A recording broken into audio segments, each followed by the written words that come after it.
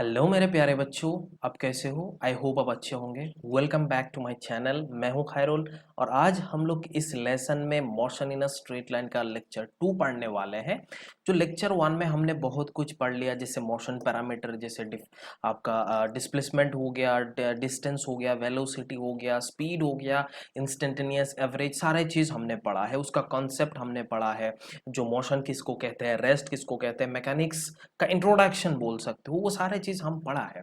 और उससे एक्चुअली आपको पता चलता है कि यहाँ इस चैप्टर में हम लोग क्या पढ़ने वाले हैं। जो बेसिक कॉन्सेप्ट है हम उस लेसन में पढ़ चुके हैं।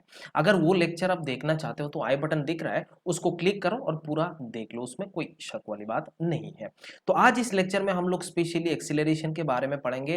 This is very important term. इस मोशन पैरामीटर में सबसे ज्यादा इंपॉर्टेंट पैरामीटर जो है इसका नाम है एक्सीलरेशन। एक्सीलरेशन क्या है आप थोड़ा बहुत जानते हो, हम थोड़ा बहुत जानते हैं। बेसिक नॉलेज अब अर्लियर क्लासेस में पढ़ के भी आए हो, इवन क्लास 9 पे भी आपने पढ़ा है कि जो change in velocity divided by total time या फिर टाइम पीरियड होता है उसको हम लोग एक्सीलरेशन बोलते हैं।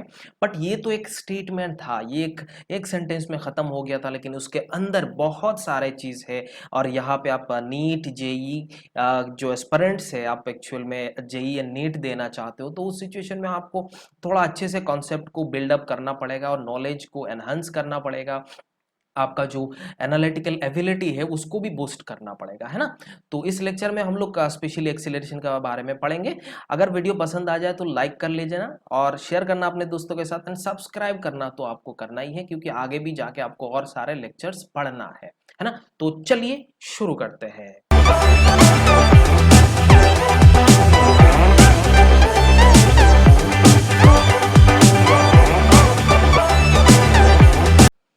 तो बच्चों पहला हमारा आ रहा है एक्सीलरेशन। ये एक्सीलरेशन नाम से कुछ पता चलता है एक्सीलरेशन होता क्या है, हम एक्चुअल में जानते हैं। एक्चुअल में जो ये एक्सीलरेशन ना आपको बताता क्या है, how fast a velocity change, यहाँ पे कितना फास्टली वेलोसिटी चेंज होते रहता है। हम मान लेते हैं कोई भी मोशन है, जैसे हम वन डायमेंशनल मोशन की बात कर लेते हैं। मान लो ये v1 वेलोसिटी है, ये v2 वेलोसिटी है, ये t1 टाइम पे इतना था, ये t2 टाइम पे इतना था, है ना।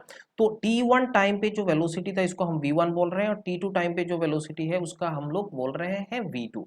अब इस सिचुएशन में अगर आप उसको देखोगे कि यहां से t1 टाइम से t2 टाइम जाते जाते उसका वेलोसिटी चेंज हो गया। अब ये कितना फास्ट वेलोसिटी को चेंज कर रहा है उसी को हम लोग बोलते हैं एक्चुअल में एक्सीलरेशन। तो एक्सीलरेशन दो टाइप का होता है, एक होता है एवरेज एक्सीलरेशन और दूसरा होता है इंस्टेंटेनियस एक्सीलरेशन।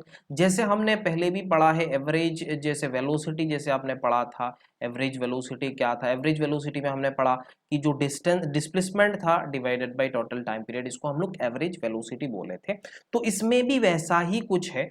जैसे मैं आपको बताता हूं, यहाँ पे जो एवरेज एक्सीलरेशन है वो होता है change in velocity divided by time interval. Change in velocity, हम मैंने अभी अभी बोला था कि मानो ये मोशन हो रहा है, ये आपका इनिशियल वेलोसिटी है, ये आपका फाइनल वेलोसिटी है। तो change in velocity means d v, change in velocity means d v. और हमेशा याद रखना, जो भी चेंज आपको बोलता है, change of any parameter, change of any physical quantity, that means final minus initial, keep it in your mind. तो final velocity minus initial velocity, that is change in velocity divided by time interval. अगर आपका यहाँ पे time t1 है और यहाँ पे आपको टाइम t2 है, तो टाइम इंटरवल हमारा जो भी होगा delta equals to t2 minus t1। तो हम बोल सकते हैं average acceleration that is equals to, ये एक एक्सीलरेशन वेक्टर क्वांटिटी है, इसको मैग्नीट्यूड हम लिख लेते हैं, उसमें कोई शक वाली बात नहीं है। जैसे चेंज इन वेलोसिटी को dv divided by total time interval हम बोल रहे हैं ये। तो आप बोल सकते हो v2 minus v1 divided by, आप बोल सकते हो t2 माइनस t1। तो ये आपका एक्सीलरेशन आ रहा है बच्चों। अच्छा, ये यहाँ पे आपको थोड़ा कंफ्यूज होने का चांसेस है, मैं ये बोल रहा हूँ, क्योंकि अगर वेलोसिटी यहाँ पे आप लिख रहे हो, एक्सीलरेशन अगर आप वेक्टर फॉर्म में लिख रहे हो, तो आपका वेलोसिटी एंड जो final velocity and initial velocity दोनों भी वेक्टर फॉर्म में लिखोगे। जैसे मैं आपको यहाँ पे बोल लेता हूँ, एवरेज एक्सीलरेशन अगर लिखना है तो ये आप ऐसा लिख सकते हो, उसका मैग्नीट्यूड भी ऐसा लिखना है। तो v2 minus v1 vector vector divided by t2 minus t1। अब ये टाइम तो वेक्टर नहीं होता है तो हम ऐसे ही लिख देते हैं ना। तो ये आपका होता है और इसका यूनिट जो है मीटर पर सेकंड स्क्वायर आता है। एक्चुअल में आप देख सकते हो, जैसे जैसे मानो आप किसी चीज़ को, किसी गाड़ी, दूसरा सामने गाड़ी चल रहा है, उसको ओवरटेक करना है, या फिर अब मान लो मैं आपको बताता हूँ, जैसे आप कांस्टेंट वेलोसिटी से आप बाइक चला रहे हो, कांस्टेंट वेलोसिटी से आप जा रहे हो, कोई दिक्कत वाली बात नहीं। अचानक से आपको दिखा, आपका गर्लफ्रेंड या फिर आपका क्रश को दिखा गाड़ी में जा रही है, वो बहुत ही रफ्तार से जा रही है, तो उस सिचुएशन में आपको करना क्या पड़ेगा बताओ? आपको क्या करना है? तुरंत आप ना एक्सीलेटर को दबाना है। एक्सीलेटर को दबाना, इसका मतलब वेलोसिटी को इंक्रीज करना बच्चों। ऐसा जरूरी नहीं है कि एक्सीलरेट का मतलब ही वेलोसिटी इंक्रीज होगा, मैं अभी आगे जाके आपको समझाऊंगा। तो मैं यहाँ पे एग्जांपल का बात कर रहा हूँ। जैसे आपने क्या करा, उसको देखा, वो जा रही है तो उसका पीछा करना है, तो आप क्या करोगे? अपना वेलोसिटी को इंक्रीज करोगे। बात समझ में आ रहा है? तो ये ड्यूरेशन, ये जो टाइम पीरियड में आपने इंक्रीज करा और उसको ओवरटेक करा, या फिर अपने गर्लफ्रेंड को मिल लिया है ना मिल लिया, तो उस सिचुएशन में इनिशियल एंड फाइनल पॉइंट जो है, वो दोनों पॉइंट का वेलोसिटी, दोनों पॉइंट का जो वेलोसिटी है उसका change divided by total time interval is equals to average acceleration. बच्चों इसको इंस्टेंटेनियस एक्सीलरेशन मत बोलना, इसको हम लोग एवरेज एक्सीलरेशन बोल रहे हैं। तो ये कॉन्सेप्ट आपका क्लियर हो रहा है। तो average acceleration is a vector quantity whose direction is same as the change in velocity. जिस डायरेक्शन पे वेलोसिटी का चेंज होता है, उस डायरेक्शन पे ही हमारा एक्सीलरेशन का डायरेक्शन होता है। जैसे इसको अगर वेक्टर फॉर्म में लिखोगे, average acceleration equals to change, यहाँ पे v2 minus v1 divided by t2 minus t1, जैसे मैंने यहाँ पे बोला था। अब ये जो है वो आपका चेंज इन वेलोसिटी बता रहा है, तो ये चेंज का डायरेक्शन ही बताएगा। बात समझ में आ रहा है? जैसे मैं बोल लेता हूँ यहाँ पे एक मानो कि यहाँ से शुरू किया, ऐसे सर्कुलर है। बात समझ में आ रहा है? तो इसका पॉइंट का जो वेलोसिटी होगा, इसका टेंजेंट हम यहाँ पे बना सकते हैं, इस पॉइंट का टेंजेंट यहाँ पे बना सकते हैं। This is v1 and this is v2। अगर यहाँ पे हमें चेंज चाहिए, दैट मीन्स इसका बोल लेते हैं, ये हमने एक ऐसा बोल लेते हैं सर्कुलर पाथ चल रहा है। तो अगर उसका चेंज देखा जाए बच्चों, ये वेक्टर क्वांटिटी है, इसका वेक्टर क्वांटिटी है, तो इस सिचुएशन में आपको चेंज बताना है। इसका मतलब v2 minus v1, v2 minus v1, क्योंकि change in velocity is also a vector quantity. अब इसको आप कैसे इसका चेंज बताओगे, कैसे माइनस करोगे, तो वो आपको वेक्टर चैप्टर में मैंने आपको बताया था कि यहाँ पे जो हम v2 माइनस v1 पढ़ते हैं, तो ये एक्चुअल में क्या है? सब्ट्रैक्शन वेक्टर है, या फिर उसको हम ऐसे भी बोल सकते हैं कि एडिशन ऑफ टू वेक्टर्स। एक हो रहा है पॉजिटिव वेक्टर और दूसरा हो रहा है नेगेटिव ऑफ v1 वेक्टर। बात समझ में आ रहा है? और नेगेटिव वेक्टर हम किसको कहते हैं? जो उसका मैग्नीट्यूड सेम होता है बट उसका डायरेक्शन ऑपोजिट होता है। अगर इस वाले डायग्राम को मैं नेगेटिव एंड पॉजिटिव इसका चेंज में दिखाऊं, तो v2 जिस डायरेक्शन पे, उस डायरेक्शन पे मैं बता सकता हूं, बट ये v1 क्या हो गया, इस डायरेक्शन पे है, तो उसको ऑपोजिट डायरेक्शन दिखाना पड़ेगा, क्योंकि ये वाला मेरा ऑपोजिट डायरेक्शन, तो दिस इज माइनस v1 और ये आपका v2 हो रहा है। अभी अगर आपको चेंज बताना है, मतलब ये दोनों वेक्टर का रिजल्टेंट, वो दोनों वेक्टर का जो भी रिजल्टेंट आएगा उसको हम लोग चेंज इन वेलोसिटी बोलेंगे, और v2 plus minus of v1, that means ये तो एडिशन है, रिजल्टेंट वाला वेक्टर है, मतलब ये r वेक्टर हम लिख रहे हैं, तो ये वाला रिजल्टेंट वेक्टर हो जाएगा दिस वन। बात समझ में आ रहा है? तो इसको आप बोलोगे v वेक्टर। बात समझ में आया? तो ये आपका रिजल्टेंट वेक्टर, तो इस डायरेक्शन पे ही आपका एक्सीलरेशन होगा बच्चों, इस डायरेक्शन पे, जिस डायरेक्शन पे आपका चेंज इन वेलोसिटी हो रहा है। आया? ओके। एक इंपॉर्टेंट नोट पॉइंट आपको डालना है, जब हमें एवरेज एक्सीलरेशन निकालने को बोले क्वेश्चन में, एवरेज एक्सीलरेशन, या फिर कभी आप क्वेश्चन सॉल्व करते वक्त एवरेज एक्सीलरेशन निकालना पड़े, तो उस सिचुएशन में आपको दिमाग में ये चीज रखना है, एवरेज एक्सीलरेशन में हमें टोटल चेंज ही चाहिए। हमें क्या चाहिए? टोटल चेंज ही चाहिए। तो यहाँ पे to find average acceleration we need to find total change in velocity from initial and final. ये कैसा मोशन हो रहा है, कैसा हो रहा है, सेक्युलर मोशन हो रहा है, ये स्ट्रेट लाइन मोशन हो रहा है, वो डजंट मैटर। हमें ये चाहिए कि उसका फाइनल वेलोसिटी कितना है और इनिशियल वेलोसिटी कितना है। दोनों पॉइंट का अगर वेलोसिटी आपको पता चल गया, तो उस सिचुएशन में आप चेंज इन वेलोसिटी निकाल सकते हो, और अब जब चेंज इन वेलोसिटी निकाल लोगे, तो उस सिचुएशन में एक्सीलरेशन भी आप निकाल सकते हो बहुत आसानी से। इसमें कोई इशू नहीं है, बहुत तुरंत आप उसको सॉल्व कर लोगे। तो हमें क्या चाहिए? इनिशियल एंड फाइनल पॉइंट का वेलोसिटी। जैसे मैं आपको कोई भी, जैसे मैंने आपको लास्ट क्लास में ऐसे कार्टेशियन कोऑर्डिनेट में आपको समझाया था, ये ऐसा है और ये आपका जेड एक्सिस, ये एक्स एक्सिस है, ये वाई एक्सिस है और ये जेड एक्सिस है। किसी का पाथ ऐसा टाइप का है, तो इस सिचुएशन में आप देख सकते हो, ये आपका पोजीशन वेक्टर यहाँ पे है, तो इसका वेलोसिटी मैं बोल लेता हूँ v1 वेक्टर। इस पोजीशन पे आपका वेलोसिटी v2 है, तो इधर वेक्टर में इधर सीधा बता सकता हूँ, तो ये आपका फाइनल पॉइंट पे, ये R2 पे है, ये R1 पे है ना, तो ये T1 है, ये T2 है। अब यहाँ पे एक्सीलरेशन निकालना है, तो मैं राफली आपको बता सकता हूँ कि ये आपका एक वेलोसिटी हो रहा है और दूसरा आपका ये वेलोसिटी हो रहा है। अगर इसका एक्सीलरेशन निकालना है that means v2 minus v1, तो ये इस डायरेक्शन पे है, अपवर्ड डायरेक्शन पे, तो इसको हम ऐसे दिखा देंगे, ये आपका v2 है और ये आपका v1 है, क्योंकि हमें यहाँ पे दो वेक्टर मिला, एक ऐसा मिल रहा है, देखो ये आपका v1 है, ये आपका v2 है, लेकिन हमें v1 का ऑपोजिट वाला वेक्टर चाहिए, दैट मीन्स इसका नेगेटिव वेक्टर अगर लिखोगे तो इस डायरेक्शन पे आप लिखोगे। बात समझ में आ रहा है? तो ये माइनस v1 वेक्टर और ये दोनों का जो रिजल्टेंट वेक्टर है उसको हम लोग चेंज इन वेलोसिटी वेक्टर बोलेंगे, तो एक्सीलरेशन इस डायरेक्शन पे आएगा। आया बात समझ में? चेंज इन वेलोसिटी के डायरेक्शन पे है, चेंज इन वेलोसिटी की डायरेक्शन पे का डायरेक्शन पे है।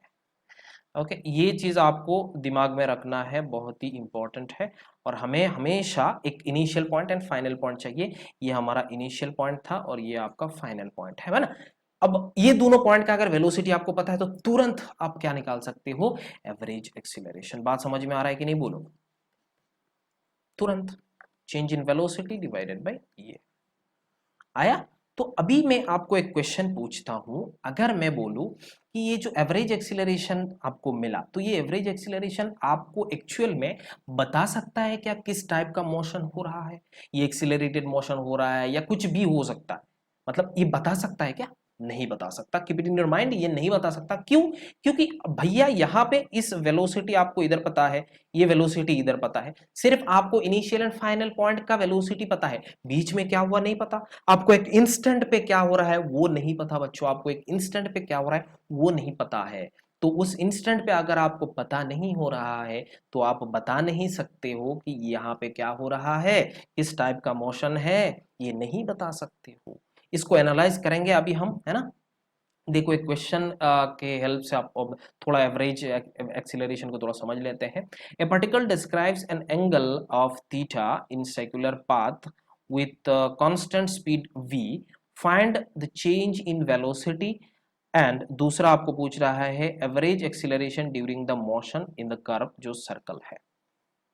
बात समझ में आ रहा है? तो एक ऐसा है जैसे एक सर्कल है, आप बोल सकते हो ये सर्कल है, तो इस सर्कल में मानो कि यहाँ पे एक उसका रेडियस एक पॉइंट है और दूसरा ये सर्कुलर पाथ था ना, ये ऐसा सर्कुलर पाथ है, मान लेते हैं ये दूसरा पॉइंट है और यहाँ पे दोनों बीच में एक एंगल बनाया जो थीटा है।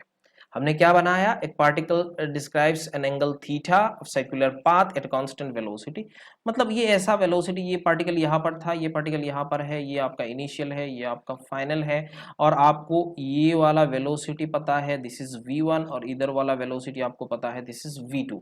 तो हमें क्या पता चला? इनिशियल एंड फाइनल वेलोसिटी आपको पता है, तो आप चेंज इन वेलोसिटी निकाल सकते हो कि नहीं? बोलो। चेंज इन वेलोसिटी निकालना means what? v2 minus v1 vector. Change in velocity means v2 minus v1 vector. तो यहाँ पे वेक्टर पहले निकाल लेने का और उसके बाद आपको मैग्नीट्यूड निकालने का, और मैग्नीट्यूड ऑफ ए वेक्टर हम तो वैसे ही निकाल सकते हैं, कैसे निकाल सकते हैं वो आपको पता है। तो अभी हमें क्या करना है? Change in velocity. तो यहाँ पे इस वाले को हम लोग सबट्रैक्शन ऑफ वेक्टर हम बता सकते हैं, सबट्रैक्शन ऑफ वेक्टर्स। बट मैंने आपको जब वेक्टर बताया था, सबट्रैक्शन ऑफ वेक्टर्स को हम एडिशन ऑफ टू वेक्टर्स भी बोल सकते हैं, एडिशन ऑफ टू वेक्टर्स बोल सकते हैं। कब? जब एक वेक्टर होगा और दूसरा निगेटिव वेक्टर हो। जो अभी यहाँ पे हमें निकालना है चेंज इन वेलोसिटी, हमें क्या निकालना है? Change in velocity. तो सबसे पहले हम वेलोसिटी का दो डायरेक्शन बता देते हैं, जैसे ये आपका हो गया v2 वेक्टर और ये आपका v1 वेक्टर इस डायरेक्शन पे। अच्छा, ये दोनों के बीच का एंगल कितना होगा? ये दोनों के बीच का एंगल ऑब्वियस बात है इधर थीटा होगा, है ना। तो अब यहां से इसको देख सकते हो, निकाल सकते हो, ज्योमेट्री है। अब यहाँ पे v1 मीन्स व्हाट? इसका नेगेटिव वेक्टर, इसका अगर नेगेटिव वेक्टर है तो this one is your negative vector, negative v1। तो ये आपका रिजल्टेंट वेक्टर मिलने वाला है, ये आपका क्या मिलेगा? रिजल्टेंट वेक्टर मिलेगा। तो आप आराम से इसको देख सकते हो, ये दिस इज v वेक्टर। हम कैसे निकाल सकते हैं? जैसे v1 square plus v2 square minus 2v1 v2 into cos theta, है ना। तो अब यहाँ से इसको देख सकते हो, v1 मतलब v1 square v square again minus 2v square cos theta. अब यहाँ से देखो 2v² जो है उसको हम बाहर कर सकते हैं, कॉमन ले सकते हैं, √2v बाहर आ जाएगा, 1 minus cos theta under root. तो ये 1 - cos थीटा को हम क्या लिख सकते हैं, जैसे आपको पता होगा मैंने आपको कॉस डबल एंगल आपको बताया था, तो उस सिचुएशन में cos square theta minus sine square theta, आपको 1 माइनस आ रहा है तो यहाँ पे 1 - 2 साइन स्क्वायर थीटा बाई 2 आता है, और 1 - कॉस थीटा बाई 2, और यहाँ पे आप लिख सकते हो साइन स्क्वायर थीटा बाई 2। तो इस सिचुएशन में अगर इसको आप रिप्लेस करोगे तो आप देख सकते हो √2 यहाँ पे अंदर ही डाल दो, उसमें कोई इशू नहीं है। अब यहाँ से इसको देखोगे 2 sine theta sine square theta by 2, तो यहाँ पे 2 क्या हो जाएगा, 4 हो जाएगा, तो 2 बाहर आएगा, 2v साइन थीटा बाई 2 आ जाएगा। तो ये वाला आपका क्या हो जाएगा, चेंज इन वेलोसिटी का वैल्यू है, ये आपका चेंज इन वेलोसिटी का वैल्यू। अगर आपको एवरेज एक्सीलरेशन चाहिए तो एवरेज एक्सीलरेशन निकालने के लिए आपको टाइम पीरियड का जरूरत है। यहाँ पे इंस्टेंटेनियस एक्सीलरेशन, बच्चों ये बहुत ही ज्यादा इंपॉर्टेंट है, इंस्टेंटेनियस एक्सीलरेशन। तो इंस्टेंटेनियस एक्सीलरेशन से पहले मैं आपको कुछ फील दिलाता हूँ, ये इंस्टेंटेनियस एक्सीलरेशन हमें क्यों जरूरत है और आता भी कहाँ से है ना। तो जैसे मैंने आपको पहले भी बताया, एवरेज एक्सीलरेशन हमें मोशन को बताता नहीं है। जैसे अगर एवरेज एक्सीलरेशन इज जीरो, आपको पता चल रहा है average acceleration is zero, doesn't really mean that velocity is not changing. ऐसा क्यों? क्योंकि हम average acceleration equals to zero, इसका मतलब del v equals to zero, अगर del v equals to zero तो हम बोल सकते हैं चेंज इन वेलोसिटी जीरो, मतलब v1 इक्वल्स टू v2, मतलब initial and final velocity equal है, initial and final velocity equal है। लेकिन बीच में क्या हुआ वो नहीं बताया, इनिशियल एंड फाइनल वेलोसिटी के बारे में उसने बताया। तो initial and final velocity is constant, initial and final velocity is constant, but बीच में क्या है वो आपको नहीं बताया। तो यहाँ पे आपको एक्चुअल में ये बता नहीं सकता कि वेलोसिटी चेंज हो रहा है कि नहीं। दूसरा आप देख सकते हो, average acceleration can not explain the variation of velocity of particle during any instant. कोई भी instant during this motion at any instant, कोई भी इंस्टेंट पे आपको ये एवरेज एक्सीलरेशन नहीं बता सकता कि वेलोसिटी का वेरिएशन कितना है, वेलोसिटी का वेरिएशन कितना है। तो वेलोसिटी का अगर वेरिएशन कितना है हमें चाहिए, तो हमें ऑब्वियस बात है इंस्टेंटेनियस एक्सीलरेशन का जरूरत है। दैट मींस इंस्टेंटेनियस एक्सीलरेशन होता क्या है, किसी भी एक पर्टिकुलर इंस्टेंट पे, किसी भी एक इंस्टेंट पे वो वेलोसिटी कैसे चेंज हो रहा है, उसका वेरिएशन क्या है, वही हमें क्या बताता है, इंस्टेंटेनियस एक्सीलरेशन बता सकता है, बाकी कोई नहीं बता सकता। जैसे अभी अभी हमने पढ़ा average acceleration equals to dv upon dt, है ना। तो ये एवरेज एक्सीलरेशन, अगर मैं इस डेल टी को मैं बहुत ही छोटा पकड़ूं, बहुत ही छोटा, वेरी स्मॉल, अगर वेरी स्मॉल पढ़ूं तो मेरा लिमिटिंग कंडीशन आ जाता है, और लिमिट आप बोल सकते हैं limit where t tends to zero del v divided by del t, and that is equals to del v dv divided by dt। अब यहां से क्या बन जाता है, ये हिस्टोरिक एक डेफिनेशन बन जाता है, time rate of change in velocity, या फिर time rate of change of velocity of A particle during an interval, a very small interval, या फिर कुछ भी आप बोल सकते हो। बट यहाँ पे जो एक्चुअल में जो बता रहा है rate of change of velocity with respect to time को ही हम इंस्टेंटेनियस एक्सीलरेशन बोलते हैं। बात समझ में आ रहा है कि नहीं। तो acceleration can be written as, जो भी इंस्टेंटेनियस एक्सीलरेशन है, या फिर सिंपल अगर एक्सीलरेशन आपको पूछ रहा है या फिर आपको बोल रहा है, कहीं जिक्र किया है, तो हम इसको मानते हैं ये इंस्टेंटेनियस एक्सीलरेशन के बारे में ही बोलता है। अनटिल अनलेस यहाँ पे एक्सीलरेशन, एवरेज एक्सीलरेशन ऐसा मेंशन नहीं करता है, तो हम उस एक्सीलरेशन को हम इंस्टेंटेनियस एक्सीलरेशन ही मानते हैं। बच्चों ये ध्यान में आपको रखना बहुत ही जरूरी है। तो instantaneous acceleration that means dv upon dt, इसमें कोई शक नहीं है ना। बट यहां पे मैं और एक चीज बताता हूं, ये एक्सीलरेशन जो है ना, तो ये सिर्फ टाइम के ऊपर डिपेंड नहीं करता है, या फिर वो एक्सीलरेशन का फंक्शन जो हमारा टाइम पीरियड है, या फिर कभी कभी एक्सीलरेशन कांस्टेंट भी हो सकता है। ये देखो, ये दिस इंस्टेंटेनियस एक्सीलरेशन आपको ये मोशन के बारे में बता सकता है, कैसे वेलोसिटी का वेरिएशन उसके बारे में बता सकता है, ये एक पर्टिकुलर स्मॉल इंस्टेंट के कारण। जैसे आप देख सकते हो दिस इज v, अगर मैं इसको v मानूं और ये वाला पॉइंट को वेरी स्मॉल, इसको मैं मान सकता हूं dv, और यहाँ पे अगर ये t था तो मैं मान सकता हूं ये dt है। तो यहाँ पे जो चेंज हो रहा था इंस्टेंटेनियस एक्सीलरेशन, मतलब आप बोल सकते हो यार acceleration equals to del v divided by del t. अब यहाँ से आप लिख सकते हो v plus d v minus v gets cancelled out, तो डी वी माइनस यहाँ पे बोल सकते हो डी टी। तो इस एक्सीलरेशन को हम इंस्टेंटेनियस बोल सकते हैं। कब, क्यों ऐसा बोल सकते हैं? क्योंकि ये जो डेल टी है ये बहुत ही छोटा है, वेरी स्मॉल है, limit del t tends to zero है। इस सिचुएशन में आपका चेंज इन वेलोसिटी जो है ना वो भी बहुत ही छोटा हो जाता है बच्चों, ये चीज आपको दिमाग में रखना है। अगर मैं इस इक्वेशन को, एक्सीलरेशन को मैं dv अपन dt लिख सकता हूं। अगर इस इक्वेशन को मैं क्या करूं, इस dv अपन dt के जगह मैं अगर dx बाई dx कर दूं तो मेरे को क्या मिलेगा, ऐसा देखो यहाँ पे x डिवाइडेड बाई dt बन जाता है। तो x divided by dt means हम बोल सकते हैं velocity, instantaneous velocity multiplied by dv upon dx। तो ये भी एक एक्सीलरेशन का फॉर्मूला है, ये भी एक एक्सीलरेशन का फॉर्मूला है। बट यहाँ पे मैं आपको बताता हूँ ज्यादातर हमें कभी कभी आपको जब function of acceleration, when acceleration is a function of time होता है तो हम ये वाला इक्वेशन को फॉलो करते हैं। और कभी कभी आपको वेलोसिटी या फिर एक्सीलरेशन आपको फंक्शन ऑफ डिस्प्लेसमेंट, मतलब आप बोल सकते हो एफ ऑफ एक्स ऐसा दिया हुआ है v equals to f of x, या फिर acceleration is f of x where x is displacement. तो अगर ये डिस्प्लेसमेंट डिपेंडेंट हो रहा है तो उस सिचुएशन में हम ये दूसरा इक्वेशन को लगाते हैं। आगे जाके आपको और भी मिलने वाला है, मैं आपको अच्छे से समझाता हूं। जैसे ये नंबर 1 इक्वेशन, ये नंबर 2 इक्वेशन, इसका मतलब एक्सीलरेशन में लिख सकता हूं instantaneous velocity multiplied by slope. D v upon d x को मैं क्या बोल सकता हूं बच्चों, डीवी अपन डीएक्स को मैं स्लोप बोल सकता हूं। किसका, v वर्सेस x ग्राफ का। अगर कोई भी ग्राफ v वर्सेस x का हो रहा है तो उस सिचुएशन में ये हमें स्लोप बताता है। तो मैं बोल सकता हूं instantaneous velocity multiplied by slope versus vx, slope of vx versus x। v versus x का स्लोप जो होगा उसके साथ अगर हम इंस्टेंटेनियस वेलोसिटी को मल्टीप्लाई कर देंगे तो हमें एक्सीलरेशन मिल जाएगा, और that acceleration is called instantaneous acceleration. आपको यहाँ पे 2 इक्वेशन मिला। मैं आपको बताऊंगा कैसे कैसे कम कौन कौन सा इक्वेशन हम कब इस्तेमाल करते हैं। उससे पहले एक बहुत ही ज्यादा इंपॉर्टेंट बातें मैं आपको बता रहा हूं। जैसे कभी कभी आपको मिलेगा डिस्प्लेसमेंट जो है, ऑब्वियस बात है वो डिस्प्लेसमेंट टाइम डिपेंडेंट है, वेलोसिटी टाइम डिपेंडेंट है, एक्सीलरेशन टाइम डिपेंडेंट है ना। या फिर आप बोल सकते हो कोई भी दूसरा पैरामीटर के ऊपर डिपेंड कर रहा है। मतलब हमेशा ये जो जो जैसे पैरामीटर्स है वो कांस्टेंट नहीं होता है। आपको कभी कभी कांस्टेंट मिलेगा लेकिन हमेशा ऐसा नहीं होता है। ऐसा जरूरी नहीं है कि वेलोसिटी कांस्टेंट होना पड़ेगा, एक्सीलरेशन को कांस्टेंट होना पड़ेगा, तो डिपेंड करते रहता है। अगर ऐसा डिपेंड कर रहा है तो उस सिचुएशन में हम बोल सकते हैं, जैसे मैंने आपको बताया, जैसे v equals to d x upon d t हम बोल सकते हैं, है ना। एक्सीलरेशन को मैं dv अपन dt बोल सकता हूँ, या फिर va equals to v into dv upon dx बोल सकता हूँ। अरे बोल सकता हूँ कि नहीं? तो इस सिचुएशन में अगर ऐसा डिस्प्लेसमेंट इज टाइम डिपेंडेंट है, या फिर आप बोल सकते हो एक्सीलरेशन इज टाइम डिपेंडेंट है, तो उस सिचुएशन में हमें जो एक्सीलरेशन या फिर हमें दूसरा जो भी पैरामीटर्स का निकालना बोलता है उस सिचुएशन में, तो हमें एक्चुअल में कैलकुलस का जरूरत पड़ता है।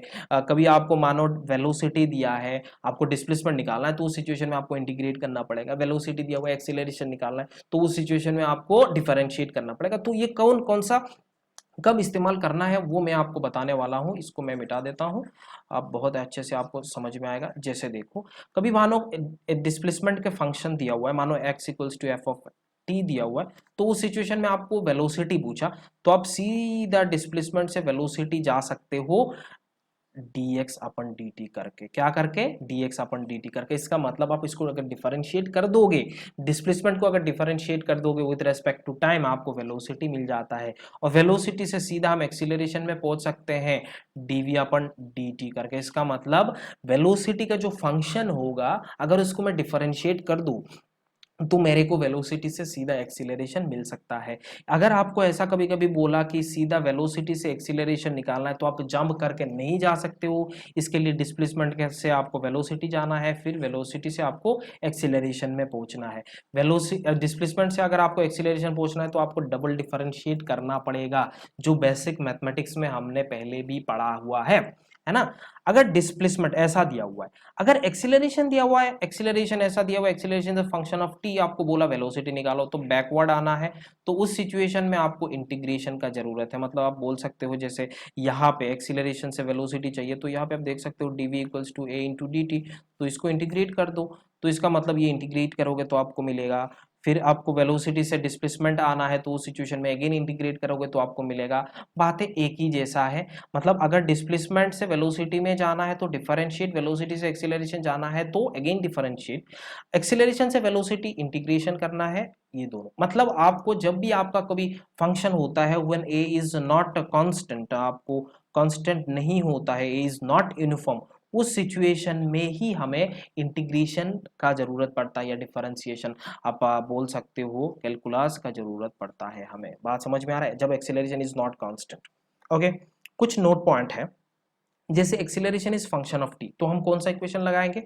ऑब्वियस बात है एक्सीलरेशन इक्वेशन नंबर वन ही हम इस्तेमाल करेंगे। जब भी एक्सीलरेशन फंक्शन ऑफ डिस्प्लेसमेंट दिखेगा, फंक्शन ऑफ एक्स दिखेगा, उस सिचुएशन में हम इक्वेशन 2 मतलब ये वाला इक्वेशन हम ये फॉलो करेंगे। ये इक्वेशन नंबर 1 था। अगर आपको acceleration is function of velocity, तो आप दोनों में से कोई भी कर सकते हो, ए और बी, मतलब 1 और 2 आप आपके हिसाब से, आप अपने हिसाब से करो, कोई दिक्कत वाली बात नहीं है। बट अगर फंक्शन ऑफ टाइम है तो इक्वेशन नंबर 1 मतलब a equals to d v upon d t करना है।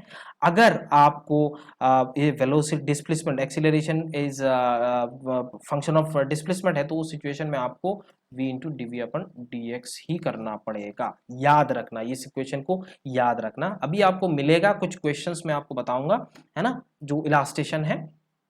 जैसे यहाँ पे देखो जो चेंज इन वेलोसिटी है, जो चेंज इन वेलोसिटी, ऑब्वियस बात है चेंज इन वेलोसिटी एक वेक्टर क्वांटिटी है, तो उसके पास कुछ ना कुछ मैग्नीट्यूड होगा एंड डायरेक्शन होगा, कुछ ना कुछ वेलोसिटी होगा एंड डायरेक्शन होगा। तो इसीलिए आपको एक्सीलरेशन का भी क्या मिलता है, एक मैग्नीट्यूड मिलता है एंड डायरेक्शन में मिलता है, दोनों मिलता है आपको, है ना।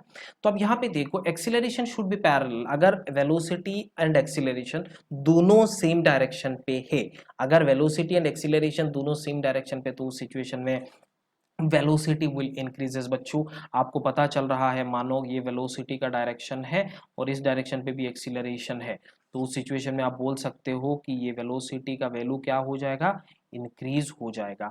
अगर ये दोनों ऑपोजिट, इस डायरेक्शन पे रफ्तार में जा रहा था, ये ऑपोजिट डायरेक्शन पे एक्सीलरेशन है, इसका मतलब रिटार्डेड मोशन, ये वेलोसिटी को क्या करेगा, डिक्रीज करा देगा, ये वेलोसिटी को क्या करेगा, डिक्रीज करा देगा। एक्सीलरेशन क्या कराता है, बॉडी का जो वेलोसिटी है उसको इंक्रीज कराता है, जब डिसेलरेशन मतलब एक्सीलरेशन अगर ऑपोजिट डायरेक्शन पे, तो उसको रिटार्डेड मोशन कहा जाता है। तो इसमें ये है, अगर ऑपोजिट है तो वेलोसिटी डिक्रीज होगा, सेम मैग्नीट्यूड डायरेक्शन सेम है, इसका मतलब वेलोसिटी इंक्रीज होगा। इसके दिमाग में रखना है, corresponds to one dimensional motion, keep it in your mind, है ना।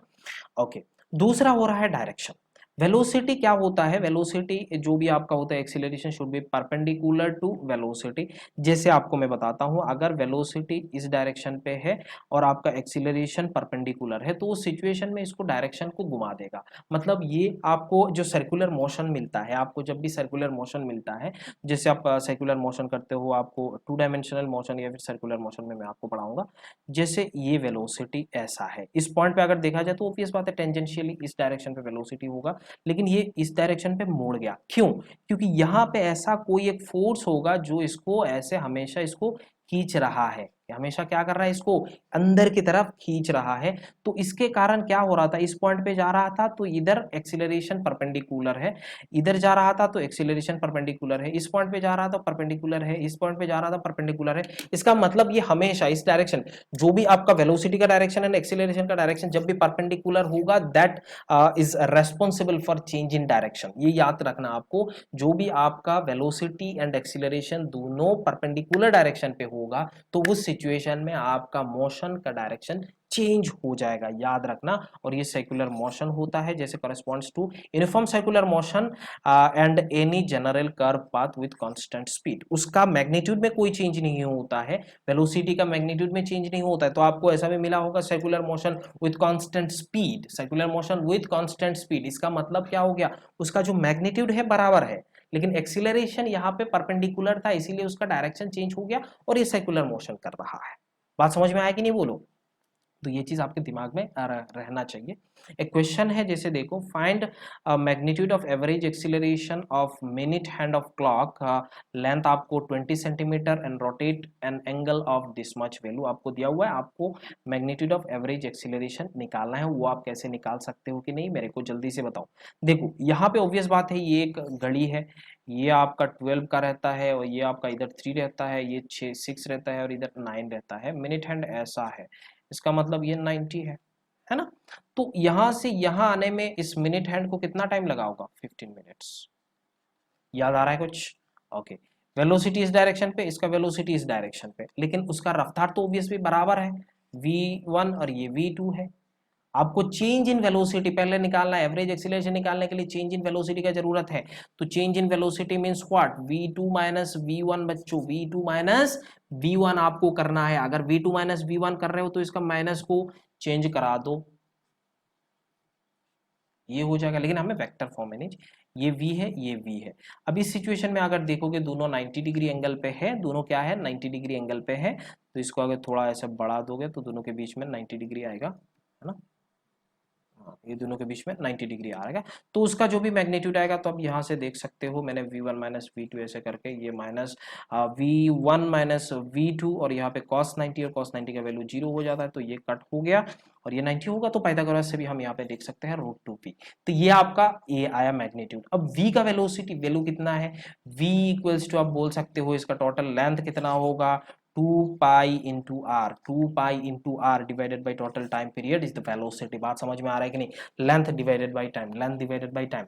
तो यहाँ से आप देखो टोटल लेंथ इसमें कितना है, इतना है, उसका रेडियस आपको दिया हुआ है, ऑब्वियस बात है मिनट हैंड ऐसे जा रहा है, इसका मतलब ये तो रेडियस बन गया। तो 20 सेंटीमीटर, इसका मतलब इसमें मीटर में कन्वर्ट करना है, 0.2 मीटर।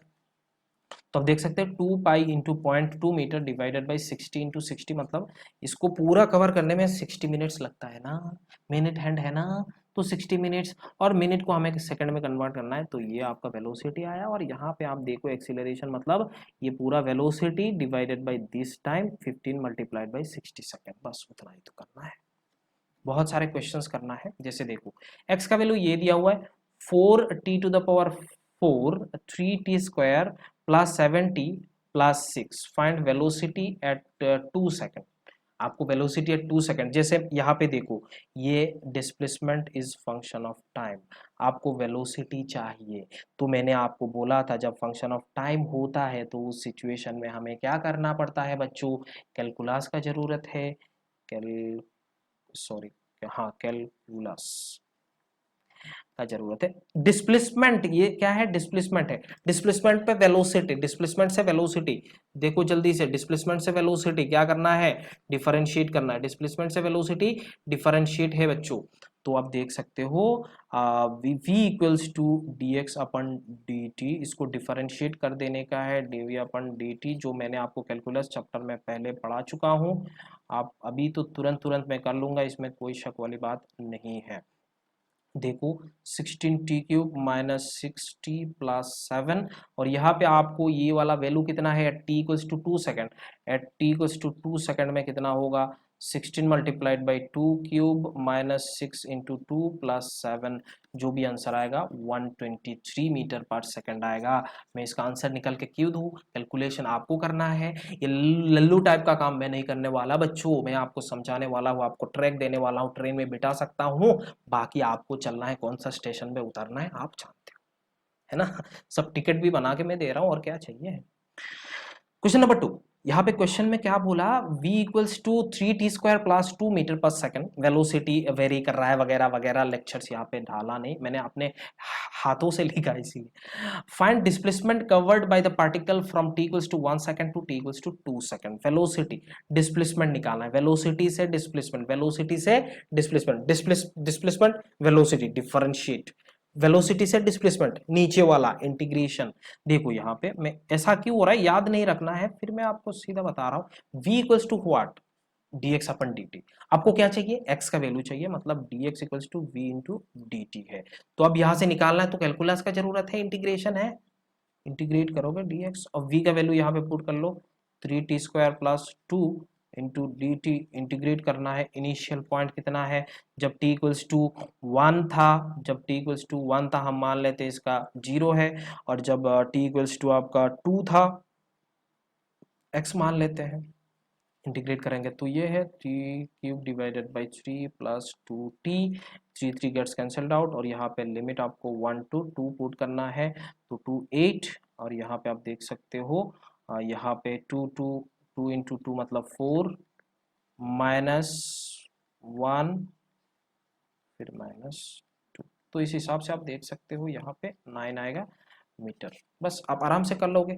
ये मैंने क्यों करके दिया, मैं नहीं करूँगा, मिटा देता हूँ। चलो कैलकुलेशन आपको करना है, मैं नहीं करने वाला।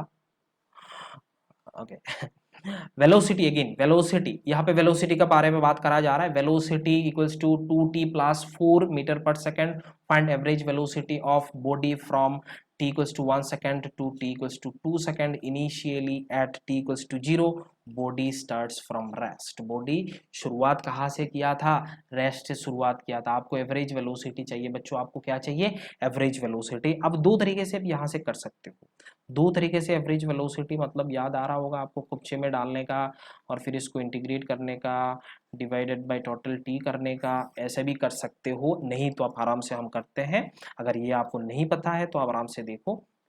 एवरेज वेलोसिटी निकालना है, और ये इनिशियली जब t इक्वल्स टू 0 था तो बॉडी रेस्ट से ही किया था, तो हमें v1 एंड v2 चाहिए। हमें क्या चाहिए, v1 एंड v2 चाहिए। तो एवरेज वेलोसिटी के लिए आप देखो, सॉरी हाँ v1 एंड v2 नहीं, x1 एंड x2, क्योंकि हमें एक्सिलरी change in velocity means displacement divided by total time, तो हमें x चाहिए। v equals to dx upon dt है, इसका मतलब x equals to v into dt। अगर t इक्वल्स टू 0 था तो x का वैल्यू 0 है। अब देख सकते हो, अब जब t इक्वल्स टू 1 सेकंड है तो x का वैल्यू हम x1 मान लेते हैं। तो उस सिचुएशन में देखो x1 इक्वल्स टू v का value 2t² divided by 2 plus 4t, 2 gets cancelled out, और यहाँ पे 0 to 1 पुट करना है, 1 प्लस 4 दैट इज 5। अब दूसरा देखेंगे 0 to x2, सीधा मैं लिख देता हूँ 0 to 2 करो v dt, इसका मतलब x2 का वैल्यू यहाँ पे कितना है t² प्लस 4, क्योंकि इंटीग्रेट तो वही किया था। 2 स्क्वायर मीन्स 4 और 2 स्क्वायर मीन्स 8, यहाँ पे कितना होगा 12 होगा। तो ये देख सकते हो 12 minus 5 equals to 7 divided by total time period t2, this minus this मतलब 1, तो आप बोल सकते हो 7 metre per second. This is your average velocity. Integrate यहाँ पे करके भी आप कर सकते हो, इसका लिमिट लगा के भी कर सकते हो, 1 to 2 divided by this much value, आराम से आप कर लोगे, है ना, 1 to 2, तो वही 7 आंसर आने वाला है। कोई बात नहीं, यहाँ पे हम इसको कर लिए, अब क्या चाहिए, बहुत ही आसान था। Question number 4, if for a particle its displacement is given by this, find acceleration of the particle at time t। ओ शर्म आ गया, ओ मेरे को शर्म आ गया, dx यहाँ पे दिया हुआ है और इसमें एक्सीलरेशन पूछ रहा है बच्चों, इसको डबल डिफरेंशिएट करना है, v equals to dx upon dt, इसको डबल डिफरेंशिएट करना है, तो इसमें हम डिफरेंशिएट करेंगे तो 9t² प्लस 4t। बच्चों कैलकुलेशन देखना, मेरा गलत भी हो सकता है, ये आपका वेलोसिटी आया। अगर मेरे को एक्सीलरेशन चाहिए तो dv अपन dt को दे, अगेन एक्सीलरेशन मतलब 18t प्लस 4, वही मेरे को t इक्वल्स टू 2 सेकंड चाहिए, सॉरी 1 सेकंड चाहिए, तो मैं बोल सकता हूँ 22 मीटर, और t इक्वल्स टू 1 पुट करके देखो 22 ही तो मिलेगा। आया कि नहीं समझ में, आगे देखते हैं। 5th number question, if a truck is moving at 4 meter per second towards south and takes a turn toward east and its velocity changes to 3 meter per second, if turning time is 10 second, if turning time is 10 second, find average acceleration of truck। तो initially देखो velocity, ये जो track है वो south के direction पे move कर रहा था, तो ये डायरेक्शन पे मूव कर रहा था, this is v1, that is v1 equals to 4, और इसके बाद इसने क्या करा, take a turn toward east. जैसे हम जानते हैं ये नॉर्थ होता है, ये साउथ होता है, ये ईस्ट होता है, ये वेस्ट होता है बच्चों, ये ईस्ट के डायरेक्शन, ये साउथ, ये नॉर्थ, बराबर इधर उसने करा, तो v2 इसमें चेंज करके 3 आया। अभी आपको चाहिए चेंज इन वेलोसिटी, अब ये वाला मत कर देना, गलत हो जाएगा, ये वाला मत कर देना, गलत हो जाएगा। हमें क्या चाहिए, change in velocity means v equals to, आप बोल सकते हो v2 माइनस v1, ऐसा मत कर देना। ऐसा पता चला यही कर दिया v2 माइनस v1, सर 1 है यहाँ पे, सर चेंज इन वेलोसिटी 1 आया, डिवाइडेड बाई वही 10 सेकंड कर रहा हूँ, 0.1 मीटर पर सेकंड स्क्वायर, आंसर आ गया 0.1 मीटर पर सेकंड स्क्वायर। सर बिल्कुल मत करना, बहुत लोग शाणा बन रहे हैं, है ना, मत शाणा मत बनना बच्चों, यहाँ पे शाणा नहीं बनने का है, आपको आराम से देखना है ना, आराम से देखो, ध्यान से देखो। ओके, तो ये वाला तो नहीं है, ये वाला है, तो यहाँ पे देखो v2 this one, this is v2, v1 मतलब इसमें ऑपोजिट डायरेक्शन पे क्या करना है, इसका ऑपोजिट, v1 का ऑपोजिट डायरेक्शन यही है, माइनस v1 है, तो ये हो जाएगा आपका चेंज इन वेलोसिटी। बात समझ में आया कि नहीं? तो डायरेक्शन भी आप बोल सकते हो ये वाला डायरेक्शन है, डायरेक्शन भी आप बोल सकते हो ये वाला डायरेक्शन पे। तो v1 का वैल्यू 4 है, v2 का वैल्यू 3 है, तो अकॉर्डिंग टू पाइथागोरस हम बोल सकते हैं 5 है। हम क्या बोल सकते हैं, 5। तो change in velocity equals to 5, del t equals to 10 second, that means average acceleration equals to 5 divided by 10, that means 0.5। यहाँ पे आंसर देखो बनाया हुआ है 0.5 मीटर पर सेकंड स्क्वायर। अरे आया नहीं बोलो। 6th number question, if a car accelerates with acceleration depends on displacement as a equals to this much meter per second square, find velocity of particle when it is at x equals to 3 meter, given that initially it starts from x equals to x1 with velocity 2 meter per second। इसमें velocity बताया है। चलो बच्चों बहुत ही आराम से देखना है, यहाँ पे हमें क्या करना है, वेलोसिटी, फाइंड वेलोसिटी निकालना है। क्या निकालना है, find velocity the particle at x equals to. Okay, तो ध्यान से देखो, वेलोसिटी का value a equals to v d upon d x है, v d upon d x है। तो अब यहाँ से ध्यान से देखो, एक्सीलरेशन जो 6x² प्लस 2x है प्लस 5 है, ए का वैल्यू, इसको x को इस डायरेक्शन पे ले लेते हैं, x को इस डायरेक्शन पे लिया, v का जो वैल्यू है वो हमें नहीं पता, इसमें ऐसे रख देते हैं। अब इंटीग्रेट करो, लिमिट, यहाँ पे वेरिएबल कौन है, x है। जब x इक्वल्स टू 1 था, जब x इक्वल्स टू 1 था, वेलोसिटी का वैल्यू कितना था, 2 था। जब x इक्वल्स टू 3 है तब आपको वेलोसिटी निकालना है, जब x इक्वल्स टू 3 है तब आपको वेलोसिटी निकालना है। इसका मतलब दैट इज इम्प्लाइज टू, आप लिख सकते हो, यहाँ पे इसका इंटीग्रेट करना है, 6x³ divided by 3 plus 2x² divided by 2 plus 5x। Limit आपको 1 to 3 लगाना है, और यहाँ पे v² डिवाइडेड बाई 2 का लिमिट v to 2 लगाना है। बात समझ में आएगी नहीं बोलो। तो इस सिचुएशन में अब देखो, यहाँ पे ये कैंसिल आउट हो गया, 2 बचा, ये कैंसिल आउट हो गया, 2 बचा, कोई नहीं बचा। यहाँ पे 2x³ plus x² plus 5x 3 और ये 1, और यहाँ पे अब v² डिवाइडेड बाई 2 माइनस 1, क्योंकि सॉरी यहाँ पे 2² डिवाइडेड बाई 2 मतलब -2, ये आपको आ रहा है।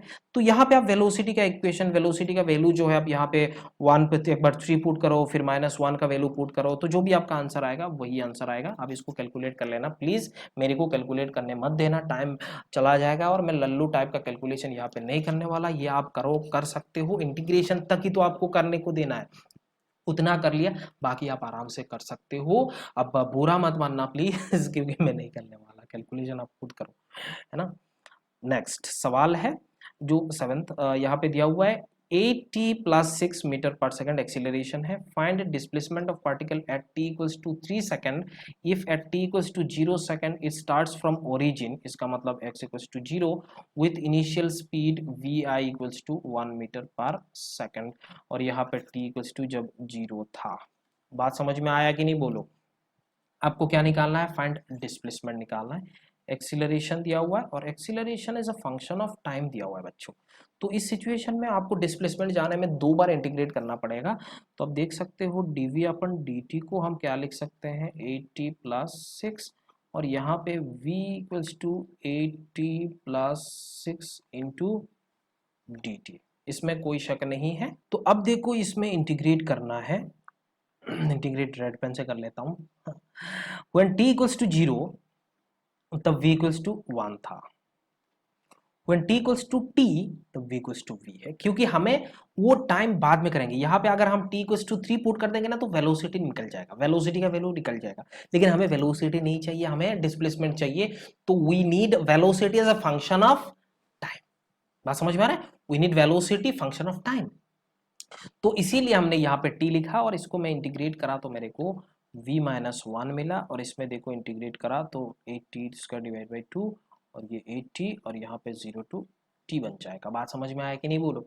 तो इस सिचुएशन में बच्चों आपको देखना है, ये कैंसिल आउट हो जाएगा 4 और यहाँ पे 4t² प्लस 6t, और यहाँ पे आपको देखना है वेलोसिटी का equation 4t² plus 6t plus 1, that will be the equation of velocity. आया नहीं बोलो? आया कि नहीं बोलो? अब इस वेलोसिटी को लेके हमें डिस्प्लेसमेंट पे पहुंचना है। वेलोसिटी को हम क्या लिख सकते हैं? dx upon dt। तो dx can be written as v into dt। दो बार इंटीग्रेट करो। When t equals to 0, sorry यहाँ पे दो इक्वेशन तो लिख लेने दो, इक्वेशन तो लिख लेने दो बच्चों, dx और ये इक्वेशन में क्या लिख सकता हूँ? 4t² plus 6t plus 1 integration t। Pen change कर लेता हूँ। Okay, when t equals to 0, जब t equals to 0 x equals to 0, जब t इक्वल्स टू 3, जब t इक्वल्स टू 3 तब हमें x का वैल्यू निकालना है। x निकालो, यहाँ पे 4t³ divided by 3 plus 6t² divided by 2 plus t 0 to 3। तो यहाँ पे आप देख सकते हो इसका कैलकुलेशन, जो भी कैलकुलेशन आएगा वो मैं यहाँ पे कर लेता हूँ।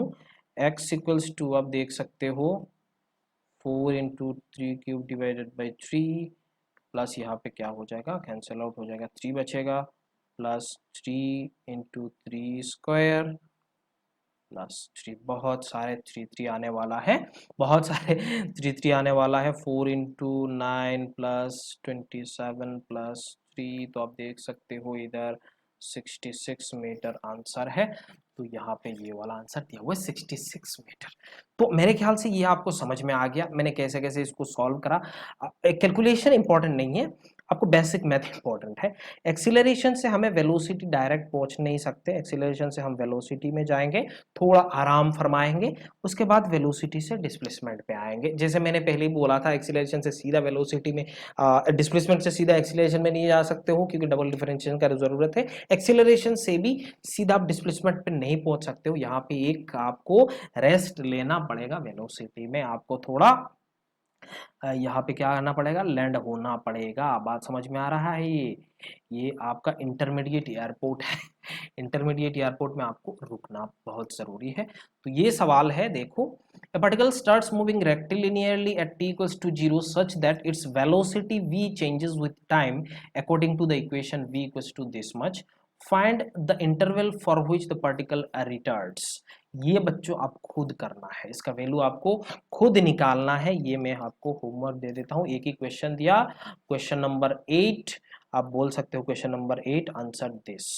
जो भी सेकंड आएगा आप बता देना, क्योंकि आपको टाइम इंटरवल ही निकालना है। बच्चों समझ में आया कि नहीं बोलो? इतना तो समझ में आ गया? ये होमवर्क कर लेना और कमेंट करके मेरे को जरूर बताना। जो बच्चे कमेंट नहीं करना चाहता है व्हाट्सअप कर सकते हो, एफबी में कर सकते हो, इंस्टा में दे सकते हो, टेलीग्राम में भी बोल सकते हो, बता देना जल्दी से, है ना।